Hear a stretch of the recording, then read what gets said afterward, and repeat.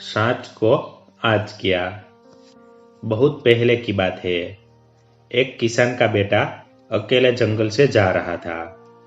वो एक डंडे में तुमा को बांधकर जंगल के रास्ते जा रहा था। चलते चलते रास्ते में उसे एक केकड़ा मिला।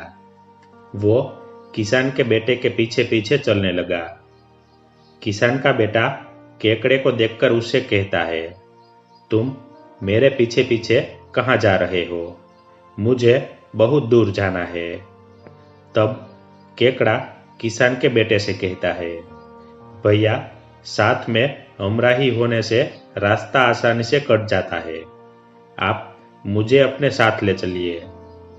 केकड़े की बात सुनकर किसान का बेटा सोचता है, ये सही कह रहा है, और केकड़े को तुमा में भरकर आगे चलने लगता है।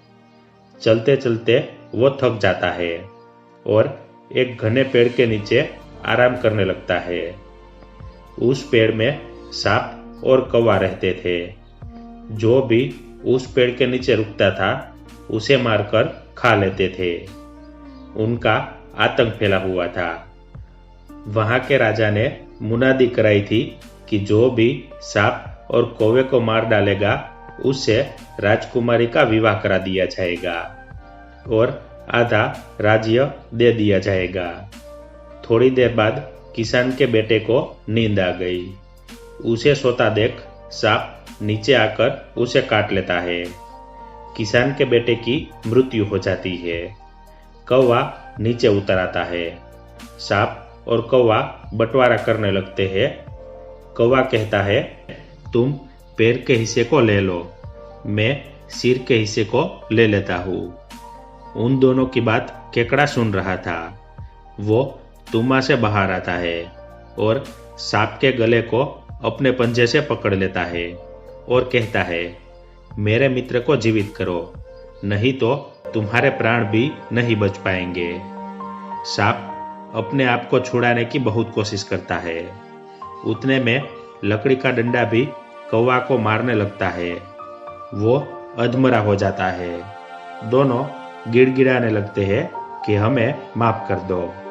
तब केकड़ा कहता है, तुम्हें तभी माफी मिलेगी जब तुम मेरे मित्र के प्राण वापस कर दोगे।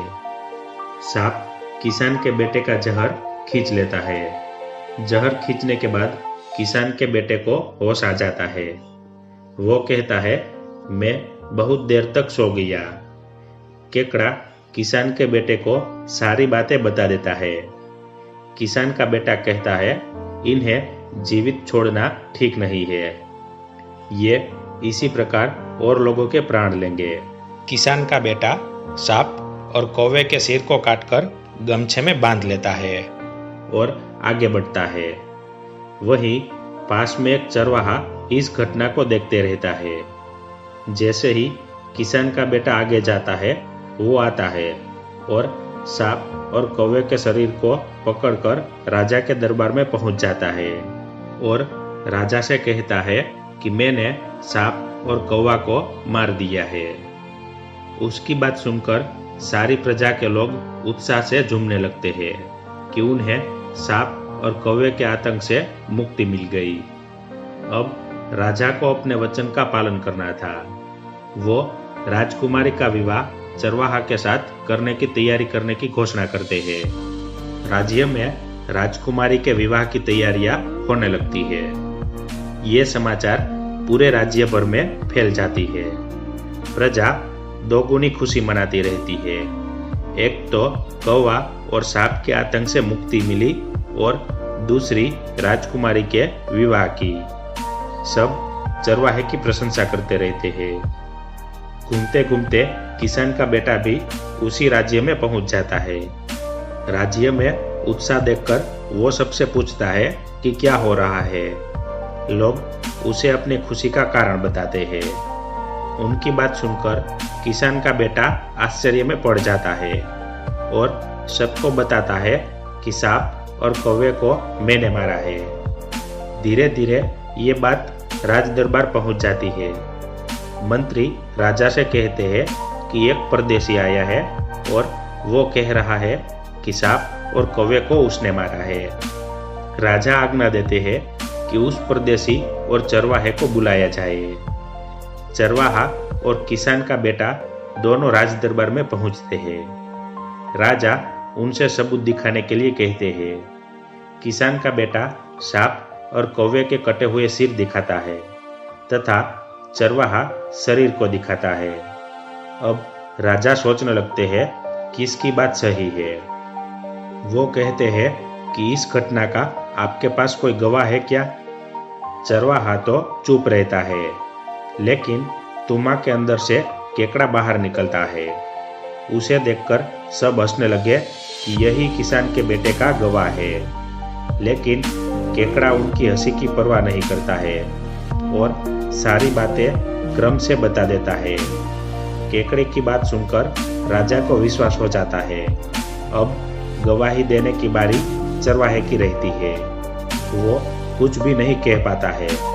उसे सजा होती है। किसान के बेटे की राजकुमारी के साथ शादी हो जाती है।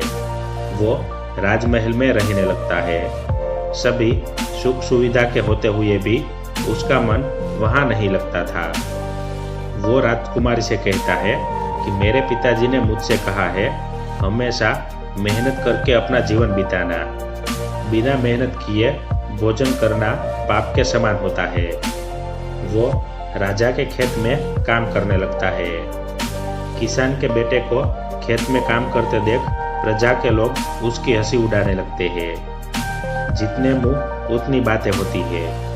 कोई कहता है कि मजदूर का बेटा तो मजदूर ही रहेगा, चाहे उसे आधा राज्य क्यों ना मिल गया हो। धीरे धीरे ये बात राजा के पास पहुंचती है। राजा किसान के बेटे को बुलाकर कहते हैं कि ये काम तुम्हें शोभा नहीं देता है। प्रजा में अच्छी बातें नहीं हो रही है। तब किसान का बेटा कहता है महाराज मुझे क्षमा कर दीजिए, परंतु मेहनत से काम करना कोई अपराध नहीं है। मैं खेत में मेहनत करता हूँ।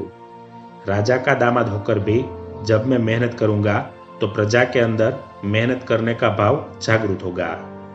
कोई किसी काम को छोटा या बड़ा नहीं समझेंगे। हमारे राज्य में धन दिन 2 गुना रात 4 गुना बढ़ेगा।